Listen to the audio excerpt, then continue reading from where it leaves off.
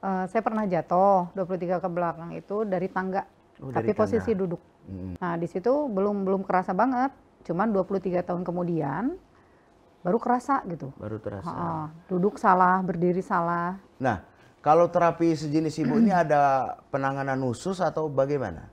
Jadi kita akan lakukan terapi seperti halnya kunjungan-kunjungan terapi yang lain, mulai dari telapak kaki, lalu betis, paha, punggung, dan pada saat setengah jam atau 15 menit sebelum waktu terapi berakhir, kita akan fokuskan di daerah yang kira-kira mengalami gangguan.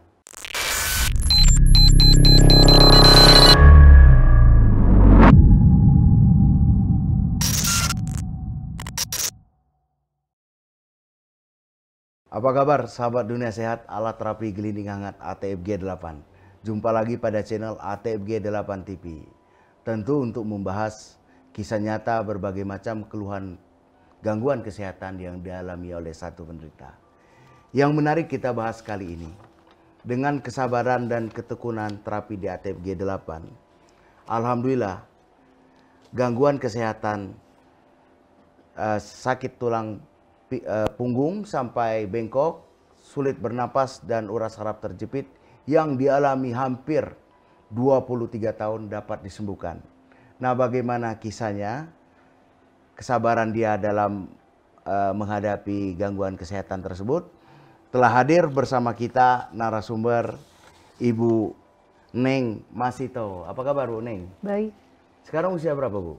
50 tahun. 50 tahun, masih muda Bu ya. Masih muda.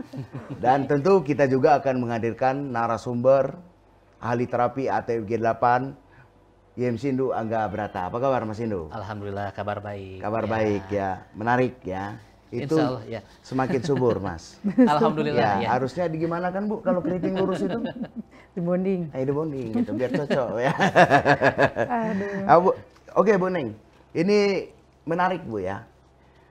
Untuk kita bahas mudah-mudahan menjadi informasi yang bermanfaat bagi penderita yang kemungkinan mengalami sama dengan Ibu.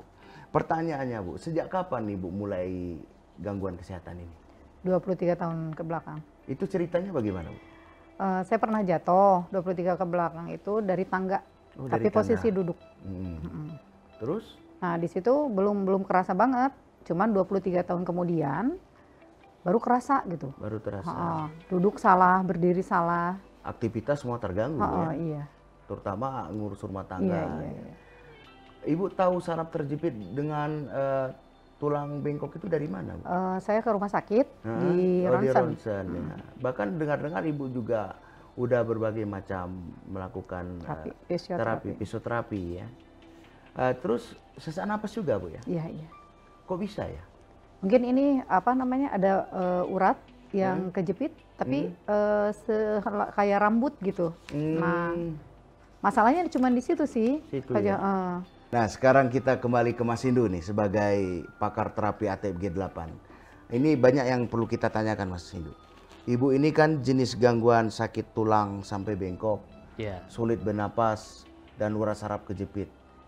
Kok bisa itu jadi bersusun gitu penyakitnya? Iya, jadi memang dari pertama dari jatuh duduk itu memang bisa merembet kemana-mana sensasinya gitu ya. Oh, Karena pada sensasinya. saat mengalami jatuh duduk, tulang punggung itu kan kita ketahui bahwa terdiri dari beberapa susun tulang-tulang. Di dalam tulang itu ada saraf, ada otot, ada pembuluh darah. Jadi pada saat dia jatuh dia ada semacam benturan dan di antara tulang itu ada semacam gel yang mengurangi getaran. Oh, getaran. Nah, gel itu bisa pecah atau bisa rusak apabila ada benturan yang keras. Pada saat dia rusak, dia bisa si otot, saraf ataupun pembuluh darah itu bisa terjepit di antara dua tulang itu. Kalau misalkan dia terjadinya di lumbal tulang yang agak ke atas, itu bisa mengalami gangguannya di kepala, di dada, di paru-paru. Kalau misalkan yang terjadinya di agak ke bawah, mendekati ke pinggang, ini bisa merembet ke arah kaki ataupun ke pinggang. Kita ada beberapa pengalaman pasien yang mengalami hal seperti itu, yang mengalami di daerah pinggang. Itu ada bahkan sampai pembuluh darahnya terjepit sehingga suplai darah ke salah satu kaki berkurang. Sehingga kakinya mengecil sebelah. Seperti itu Pak Anggi. Selain mengalami rasa sakit yang dialami yang luar biasa itu. Kalau hubungan ibu ini ke sulit bernapas itu bisanya karena apa ya? Faktor apa ya? Ya karena di daerah situ itu ada otot yang mengatur otot untuk bernafas. Kalau misalkan otot yang bernafas itu terganggu, itu membuat kita mengalami sensasi sesak nafas. Oh, ada hubungannya. Ada hubungannya. Padahal mungkin di daerah pembuluh trakeanya normal-normal saja, tapi karena yang mengontrol otot paru-parunya terganggu hingga bisa mengalami sesak nafas. Oh, sesak nafas. Ya, artinya begini ya. Ibu ini kan penyebabnya kan beberapa puluh tahun lalu kan sempat jatuh dan terduduk. Ya sebaiknya kalau ada di luar sana misalnya mengalami hal yang sama, jangan sampai terasa saatnya untuk terapi ya. Iya, sebaiknya pada saat jadi beberapa hari setelah setelah rasa sakitnya pulih, setelah jatuh duduk itu harusnya dilakukanlah terapi begitu supaya tidak terlalu parah pada saat mengalami gangguan. Oh, gangguannya. Nah, kalau terapi sejenis ibu ini ada penanganan khusus atau bagaimana? Ya, untuk kondisi seperti yang dialami oleh Ibu Neng ini tidak ada penanganan khusus, Pak Hengki. Jadi kita akan lakukan terapi seperti halnya kunjungan-kunjungan terapi yang lain, mulai dari telapak kaki, lalu betis, paha, punggung, dan pada saat setengah jam atau 15 menit sebelum waktu terapi berakhir, kita akan fokuskan di daerah yang kira-kira mengalami gangguan. Seperti itu. Dan juga ini untuk gangguan seperti ini juga banyak juga dialami oleh pasien-pasien lain yang pada saat mengalami jatuh duduk itu pada saat mungkin usia SD, usia SMP, usia SMA, atau bahkan pada saat usia kuliah, pada saat tubuh kita masih lentur, ototnya masih lentur, sarafnya masih bagus, tapi pada saat usia seiring dengan bertambahan usia, otot kita makin kaku, saraf makin kaku, nah mulailah gangguan-gangguan itu dialami. Gitu ya. Nah, selama masa terapi seperti ibu ini, apakah ada pantangan makan atau makan khusus gitu? Tergantung dari kondisi ibu tadi. Kalau misalkan pada saat ibu udah kepala 4 ya usianya, atau mungkin pada saat mulai terapi udah waktu itu kepala 3, memang dianjurkan untuk melakukan cek darah secara rutin berkala tiap 3 bulan sekali. Kalau misalkan pada saat cek darah berkala itu mengalami ada misalkan asam urat tinggi atau gula darah tinggi, kolesterol tinggi, itu pantangannya dari pemeriksaan itu, bukan dari saraf kejepitnya.